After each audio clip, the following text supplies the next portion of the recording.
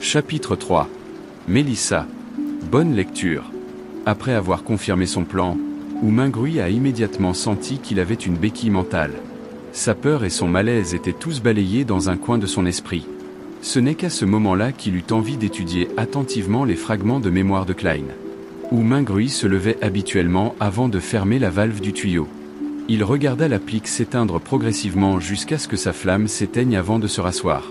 Alors qu'il jouait inconsciemment avec le cylindre en laiton du revolver, il appuya sur le côté de sa tête.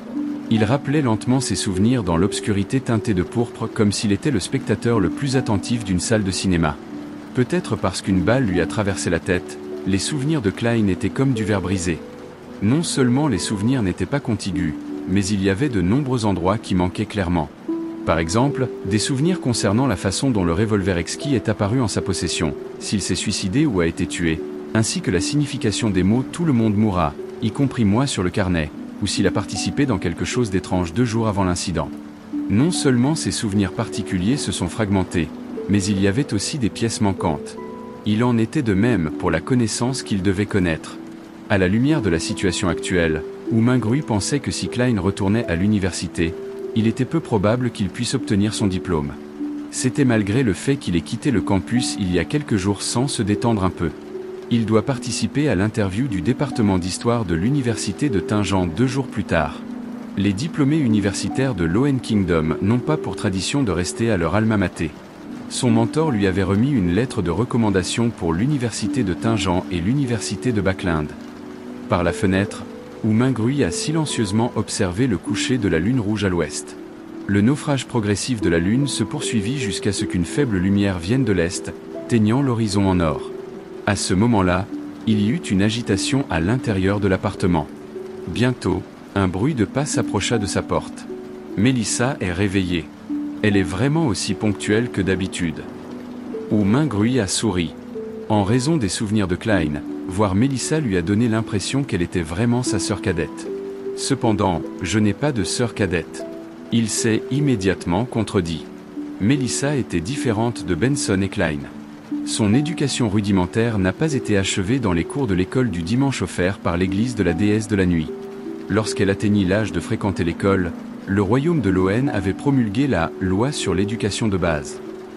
Un comité de l'enseignement primaire et secondaire a été créé et a été spécialement doté d'un financement, augmentant l'investissement du royaume dans l'éducation.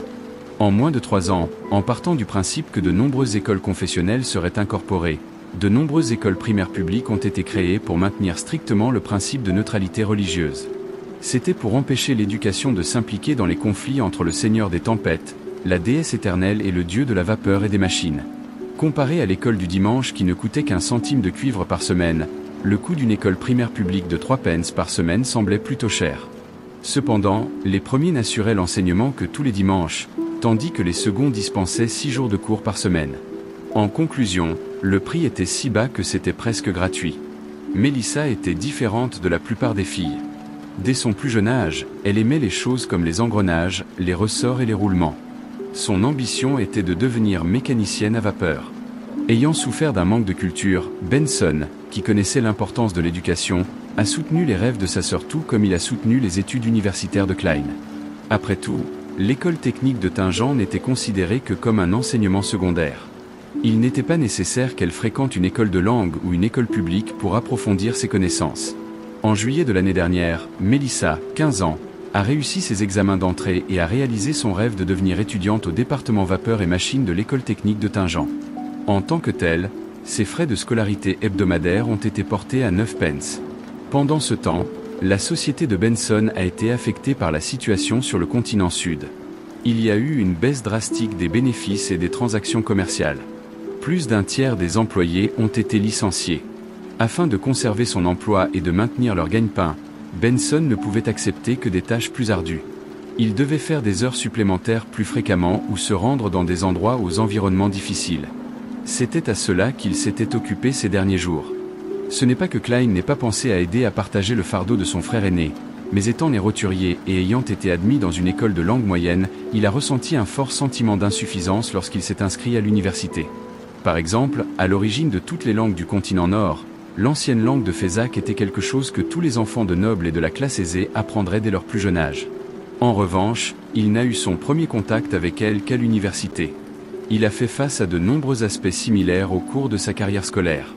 Klein a presque tout donné et est souvent resté éveillé tard dans la nuit et s'est réveillé tôt avant de réussir à peine à rattraper les autres, lui permettant finalement d'obtenir son diplôme avec des résultats moyens.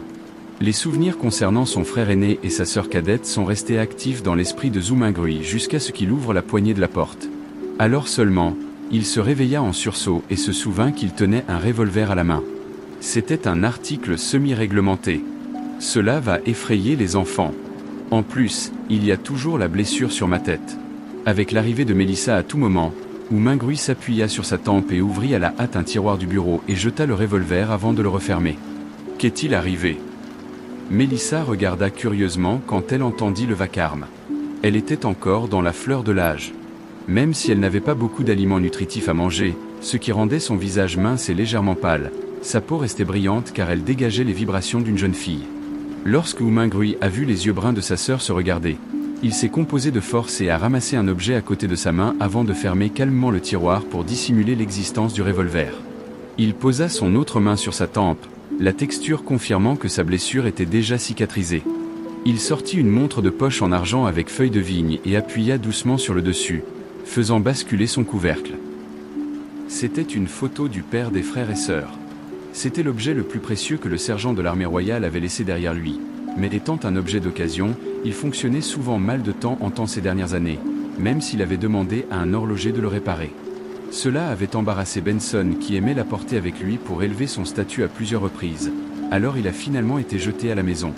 Il fallait dire que peut-être Mélissa avait du talent dans les machines. Après avoir saisi les principes de la montre, elle a emprunté les outils de son école technique pour jouer avec la montre de poche. Récemment, elle a même prétendu l'avoir réparée. Wu Mingrui a regardé le couvercle ouvert de la montre et a vu que la trotteuse ne bougeait pas. Inconsciemment, il tourna le cadran supérieur pour remonter la montre de poche. Cependant, malgré quelques enroulements, il n'entendit pas le bruit des ressorts tendus. La trotteuse resta immobile. On dirait qu'il est à nouveau cassé. Il regarda sa sœur tout en essayant de trouver un sujet de conversation. Mélissa lui lança un regard inexpressif et s'avança vivement pour prendre la montre de poche. Elle se leva à sa place et tira le bouton posé sur la montre de poche. En quelques tours simples, le tic-tac de la trotteuse retentit. Tirer le bouton vers le haut n'est-il pas généralement destiné à régler l'heure ? L'expression de Zhu Mingrui est immédiatement devenue vide. À ce moment, une cloche sonna d'une cathédrale lointaine. Il a sonné 6 fois, sonnant lointain et éthéré. Mélissa pencha la tête pour l'écouter et tira à nouveau sur le bouton. Ensuite, elle la tourna pour synchroniser l'heure. « C'est bon maintenant », dit-elle simplement sans émotion. Elle a ensuite appuyé sur le bouton du haut et a rendu la montre de poche à Wu Mingrui. Wu Mingrui retourna un sourire poliment embarrassé. Mélissa lança un regard perçant à son frère aîné avant de se tourner vers le placard. Elle prit ses articles de toilette et sa serviette avant d'ouvrir la porte pour partir. Elle se dirigea vers les toilettes publiques. Pourquoi son expression avait-elle un air de dénigrement et de résignation ? Est-ce un regard d'amour et d'inquiétude pour un frère attardé ? Wu Mingrui baissa la tête et gloussa. Il referma le couvercle de la montre goussé d'un déclic avant de l'ouvrir à nouveau. Il répéta cette action alors que ses vaines pensées se concentraient sur une question. Klein s'est suicidé sans silencieux.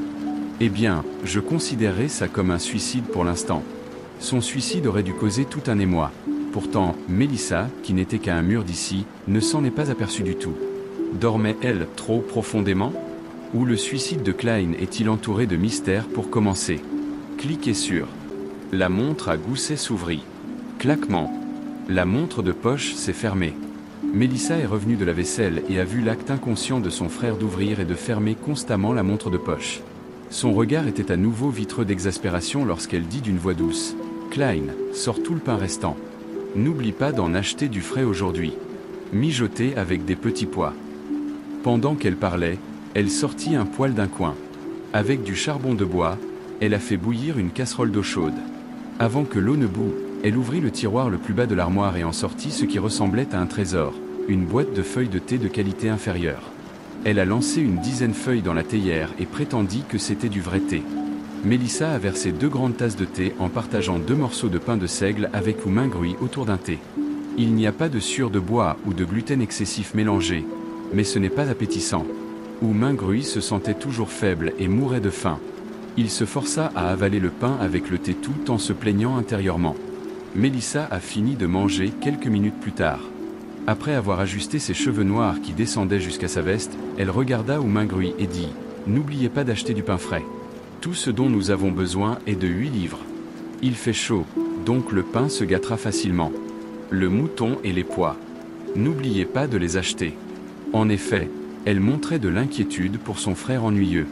Elle a même dû répéter pour le souligner une autre fois. Mingruy hocha la tête avec un sourire. « Très bien. » En ce qui concerne la livre du royaume de Loen, Mingruy a fait correspondre la mémoire musculaire de Klein avec la sienne. Il pensait que c'était près d'un demi-kilogramme de ce à quoi il était habitué. Mélissa n'a rien dit de plus. Elle se leva et rangea la zone. Après avoir emballé le dernier morceau de pain pour le déjeuner, elle a mis un bonnet de voile en lambeaux que leur mère avait laissé derrière elle, a ramassé un sac cousu elle-même utilisé pour transporter ses livres et sa papeterie, et s'est préparée à partir. Ce n'était pas dimanche, elle avait donc une journée entière de cours à suivre. Marcher de leur appartement à l'école technique de Tingen prenait environ 50 minutes. Il y avait des calèches publiques qui coûtaient 1 sou le kilomètre avec une limite de 4 pence dans la ville et de 6 pence dans la périphérie de la ville. Afin d'économiser de l'argent, Mélissa partait à l'avance et se rendait à l'école à pied. Quelques instants après avoir ouvert la porte principale, elle s'arrêta sur ses pas et tourna son corps à moitié en disant « Klein, n'achète pas trop de moutons ou de pois. Benson pourrait revenir dimanche. Oh, et souviens-toi que nous n'avons besoin que de 8 livres. En pain. » « D'accord. » Bien sûr, répondit Mingruy avec exaspération.